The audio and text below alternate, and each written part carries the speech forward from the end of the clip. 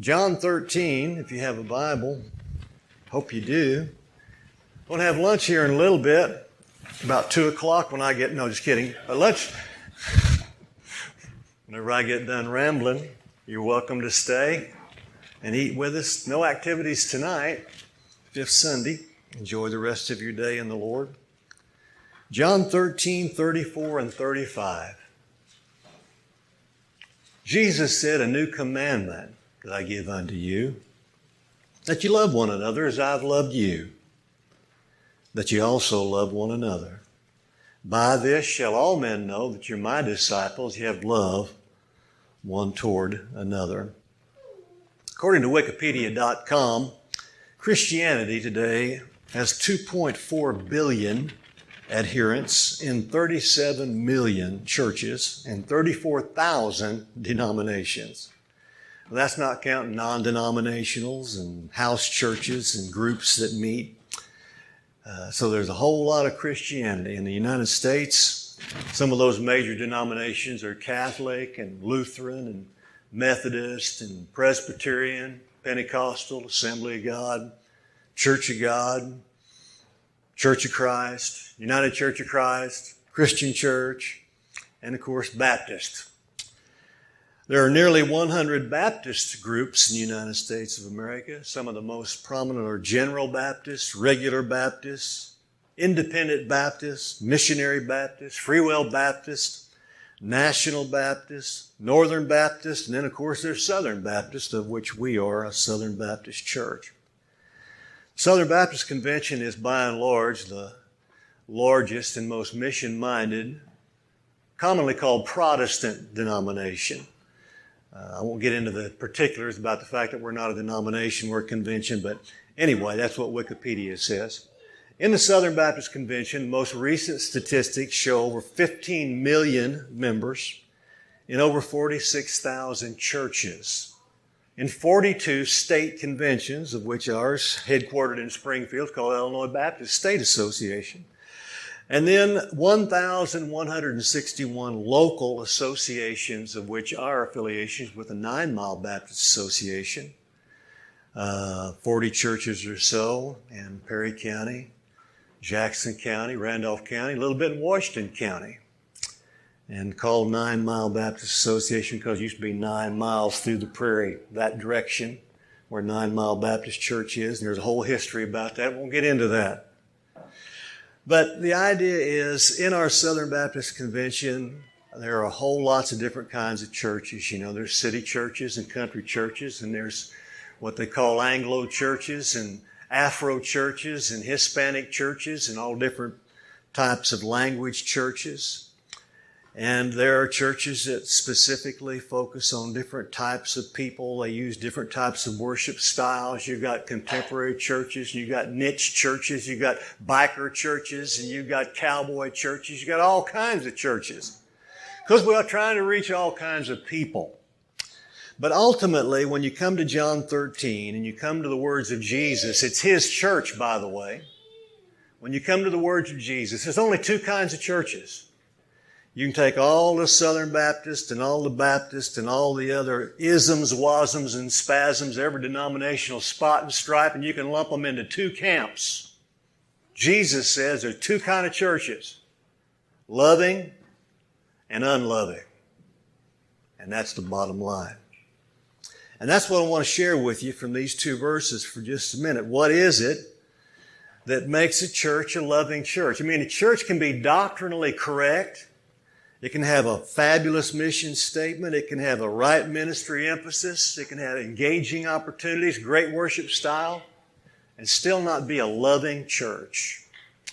Jesus said what makes a loving church is loving people. You, me, us, and we make the church a loving church or an unloving church. As we stress this idea of being a well church this summer, you've heard me say it many times, the church is what we make it. You may have been here long enough to heard me say this a time or 2. If not, write it down. If so, remember it again. It's a fascinating statement. But God says, without Him, we can't. but without us, He won't. We've been talking about this thing, a well church, a church that's worshiping, W, a church that's evangelizing, E, a church that's learning, L, and a church that's loving this morning. Talk about being a worshiping people. Paul said in Romans 12:1-2, I beseech you therefore, brethren, by the mercies of God, that you present your bodies a living sacrifice, holy, acceptable unto God, which is your reasonable service. And be not conformed to this world, but be transformed by the renewing of your mind. Worshiping. Worship is giving all I have to the God who gave all He had for me. Giving back what He's given to me. It's all of my life, not just Sunday, not just singing, not just service, but it's all that. Then evangelizing is just people who know Jesus, sharing Jesus with people who don't know Jesus, who need to know Jesus. That's all evangelizing is. Many different ways to do that. But we need to do that. And then last week we talked about learning, growing, developing, discipling, becoming. Learning about our Savior. Just like you marry somebody, you don't know them that day. You learn to know them. You learn to love them over time. Learning about the Savior, that never stops. We just had a responsive reading. Paul said, I laid it all aside to learn about Him. That's what it's all about. And then learning about the Scriptures, Bible study and groups and coming together with the Scriptures and saying what God is saying and what He's doing and how He wants us to live in this world as we shine for Him. And then learning about service, as you heard the testimony, about going out and serving and working in the church and with kids and in the nursery and with us ushers and security and all the things we do. And you got that insert there in the bulletin about our training, which starts next Sunday night. And those different areas, if you feel led or if you've been involved, those are the times to come at 6 o'clock for those trainings as we move into the new church here in September.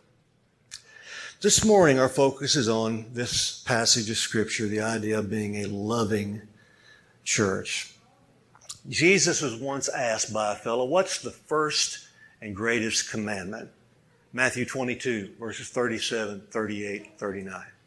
And Jesus said, thou shalt love the Lord thy God with all thy heart, all thy soul, all thy mind, all thy strength. And the second is like unto it, love your neighbor as yourself. Or as I like to paraphrase it, the most important thing we can do is love God with all we've got and love our neighbors too. That's sort of simplistic, but I'm simple. It works for me. And I've told you for years that in those two statements, loving God and loving others, you've got your vertical and you got your horizontal. And when the vertical meets the horizontal, you got the cross. You don't have to ask, how much do I love God? You can see it. John says over and over, you say you love God, here's how you know. How you love others, how you love your neighbors, how you love people. That's where your love for God is revealed. So your vertical is always revealed in your horizontal.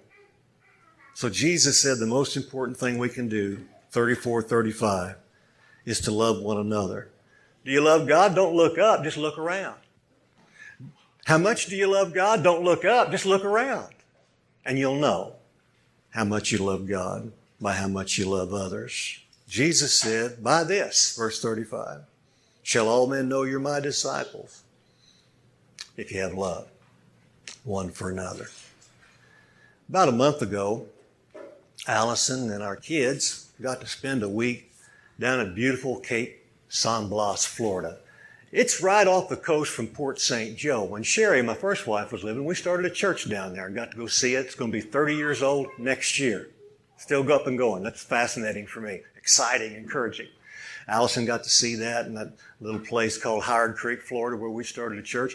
And Cape San Blas, about 14 miles away, down in Port St. Joe, just below Panama City, if you're driving down 98. And it's a beautiful drive if you're ever down there. Along the coast, just beautiful. Fantastic. And we were told by some friends, when you go to Cape San Blas, you must go to Weber's Little Donut Shop. Got to go get some Weber's donuts. You got to go. And our friend said there's 3 things that will happen. Number 1, you got to get there early.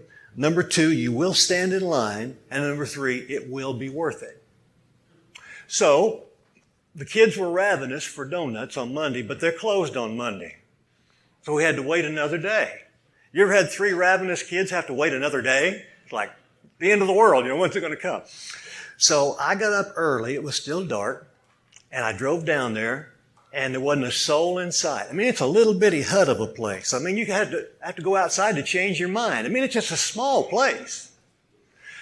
And the sign said they didn't open until 7:30. Well, it's 6:15. So I went back to the house. Everybody was asleep. I drank coffee.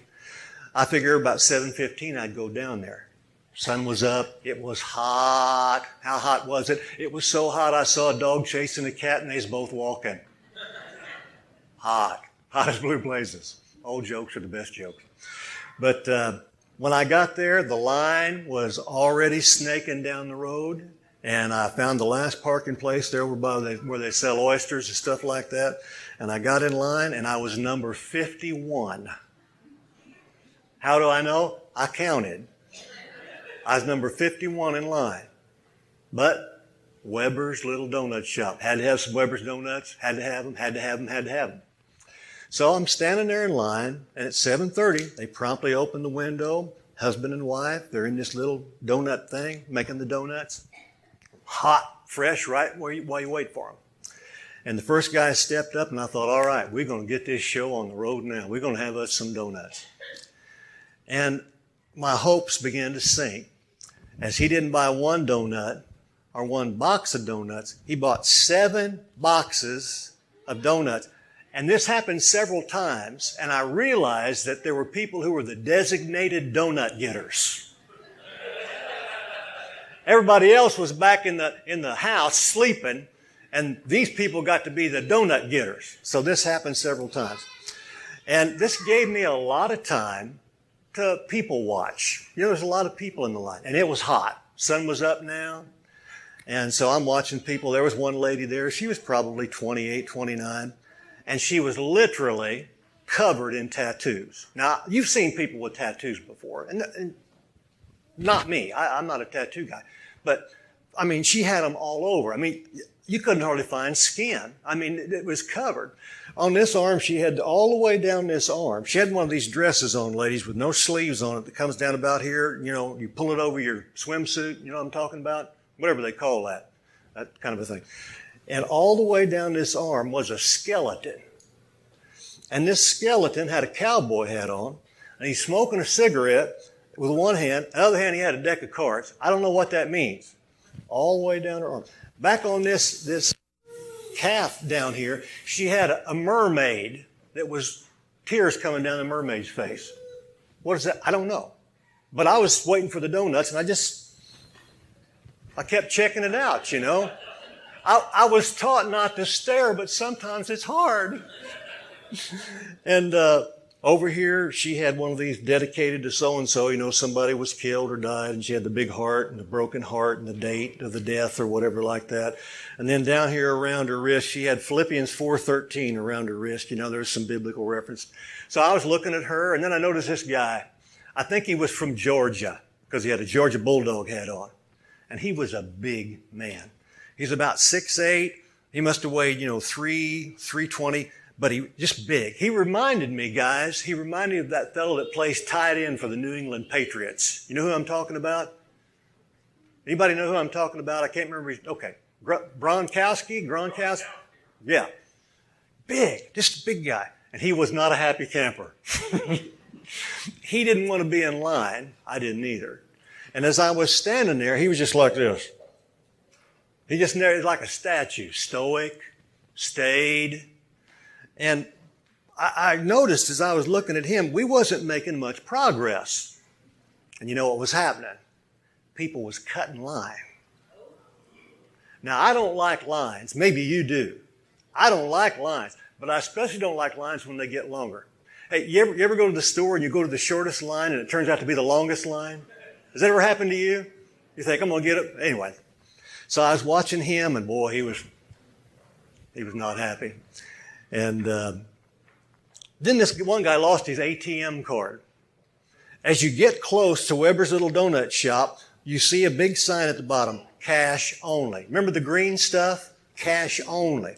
So they don't take checks, they don't take credit cards, they don't take debit cards, but right there next to it is an ATM machine. So this guy was one of these know-it-all guys. Everybody's kind of quiet. It's early in the morning. You know, they're tired. They're hot. They're in line. So you just kind of biding your time. But this was the guy who was talking. He talked and he talked and he talked and he talked and he talked. And if he hadn't done it, he knew somebody who had done it. You know, one of those kind of guys.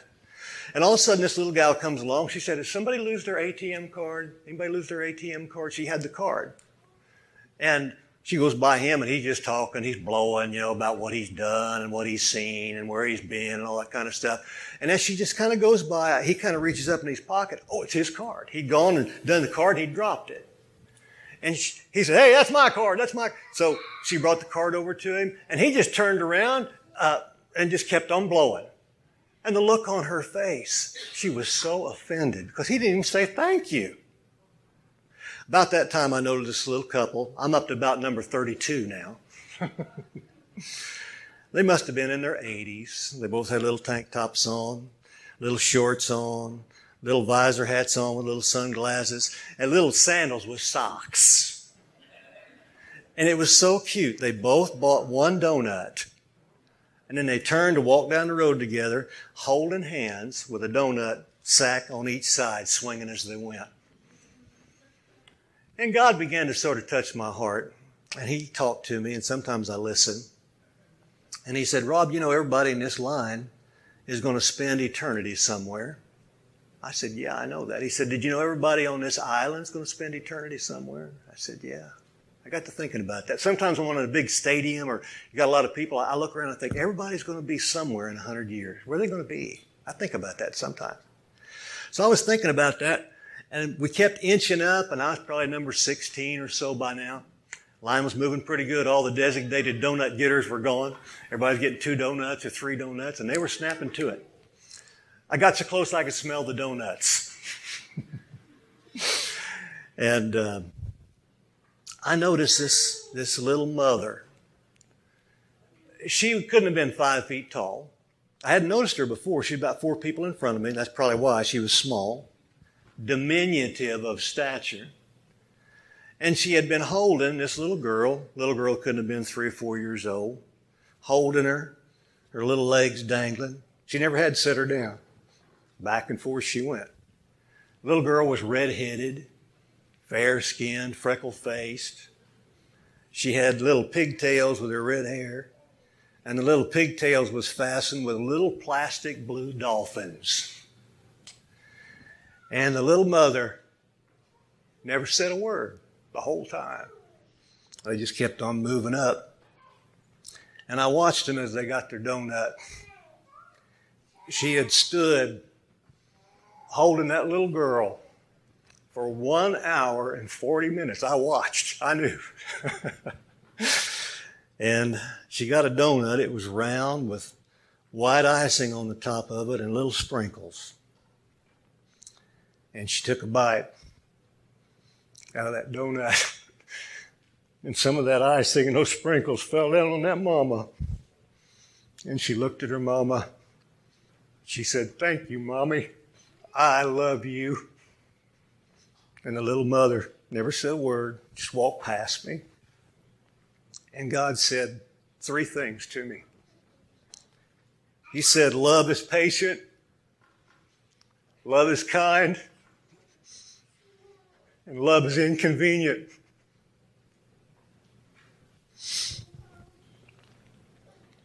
Jesus said in John 13:34, "A new commandment I give to you, that you love one another as I have loved you, that you also love one another. By this shall all men know that you're my disciples, if you have love one to another." In all the world, there are only 2 kinds of churches, loving and unloving. And love is patient, and love is kind, and love is inconvenient. Just look at the cross. Father, this morning, help us to be a well church. Help us to be well Christians. Help us to be worshiping and evangelizing and learning and loving. Help us go to the cross where Jesus went, to kneel at the cross, to get up from the cross, to move away from the cross, and to live for the cross of Jesus Christ. As we love, when we love, if we love, then the world will know.